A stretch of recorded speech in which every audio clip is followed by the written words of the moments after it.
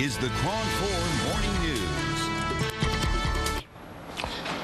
So here's an unusual-looking book for motivation and inspiration. It's a graphic novel. It's by Dan Millman. It's called Peaceful Warrior, a warrior-inspiring graphic novel. Dan Millman's going to be joining us to explain coming up on KRON 4 News Weekend. So Dan Millman was a champion athlete, a world champion athlete, who has gone on to become a motivational speaker and a writer. And his latest book, well, it's got a lot of pictures in it, but he created a concept called Peaceful Warrior, and his latest book is the graphic novel version of the Peaceful Warrior. And the idea of inspiring people with the concept of warrior, well, it has a certain, I don't know, Shinto sound to it, but it does seem a little contradictory to our sense of, well, we're looking for peace in life, so let's be warriors. Right. How can you be peaceful and a warrior? Yeah. And as I explained, one term balances the other. It's the acknowledgement that all of us, Henry, are striving to live with a peaceful heart. But there are times in our lives we need a warrior spirit. And it's not about fighting necessarily, but it's about standing up inside of ourselves, facing our fears, learning to live focused on the present moment. So there are a certain set of life skills that I teach in these Peaceful Warrior seminars. It's really about all of us. We're all in training. So in terms of life skills, can you just give me a couple of for instances, please? Well, sure. One fundamental life skill is learning to deal with fear. It's part of anxiety, anxiousness, self-doubt. These are part of our daily lives. And so how do we face those? I teach a particular approach to, in my seminars, I bring up self-doubt with people. Then we go through experiences where they find out they can do what they didn't think they could do. And they're not so sure when self-doubt arises next time that it's not so intimidating. Another fundamental life skill is learning to focus on the present moment. You know, Mark Twain once said, I've had many troubles in my life, most of which never happened.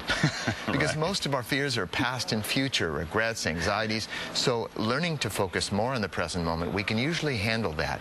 And it's the acknowledgement that daily life is going to teach us everything we need to learn. Our relationships, our health issues, our financial challenges.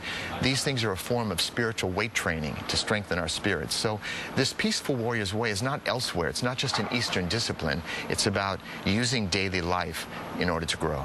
Okay, so you've written about 472 books by now, and you've done a lot of books, and you do these seminars all over the world, and now you've decided to take this book, which actually also became a movie called Peaceful Warrior. It's part novel and part, I don't know, Carlos Castaneda almost, and you've turned it into a graphic novel. So what's up with that? Are we becoming illiterate here? What's the purpose? Well, for some reason I'm teaching at, you know, the Writing for Change conference next Saturday on the 13th of February in San Francisco, 13th of November. And I wanted to mention that because I've enjoyed writing in all kinds of genres. I've done fiction, nonfiction, 2 books for children, illustrated children's books. And this new graphic novel is midway between novel and movie because it's a comic book. It's illustrated. It reaches out to a new audience. There might be young boys, young girls who might not read the book but might enjoy seeing the pictures and this particular treatment. That's why I was moved to create the graphic novel. I can't decide. You know, a lot of us old fogies have mixed feelings about, you know, going to the sort of the comic book form of expressing things. You know, it reminds me of, what is it, the illustrated classics we used to sneak a peek at when we should have read the book. Right. But, I mean, is this a good thing? I mean, I know you're accessing different people, but I just kind of wonder whether it's sort of a shortcut, a fair shortcut. I know that's, I mean, obviously, the good thing is you're getting to people.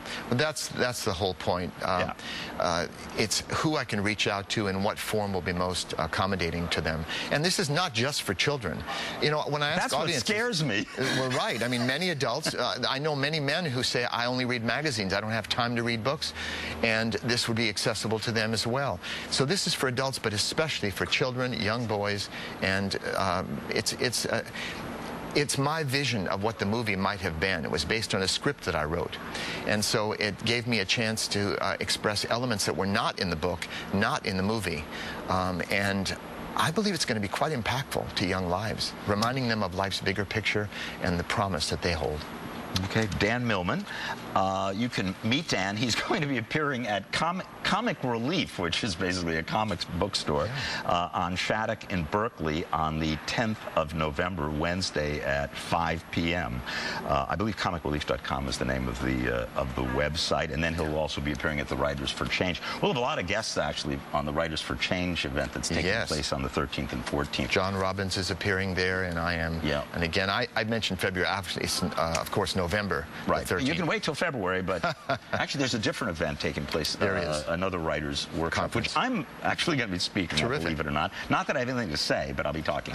Thank you very much for joining us, okay? So, Isabel, by now, I think you probably have found the meaning of life thanks to the remarkable interviews we've been doing this hour. Absolutely. I'm swimming in the meaning of life, Henry. Thank you. I appreciate you helping me out this weekend.